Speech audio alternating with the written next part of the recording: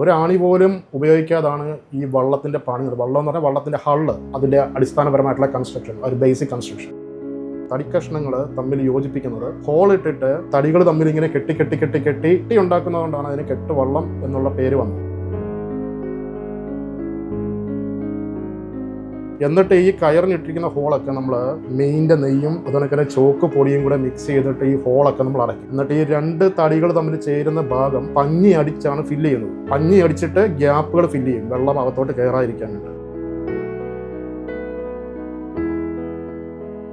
ഭണ്ഡാരിയുടെ ഏറ്റവും ഒരു ആകർഷണം എന്ന് പറയുന്നത് ഈ കെട്ടുവള്ളങ്ങൾ തന്നെയാണ് നമ്മളിപ്പോഴും ഉപയോഗിക്കുന്നത്. 2005 നമ്മൾ ആദ്യമായിട്ട് നമ്മുടെ ഹൗസ് ബോട്ട് ഇറക്കിയത്. ഈ ബോട്ടുകളെല്ലാം തന്നെ കെട്ടുവള്ളങ്ങളാണ്.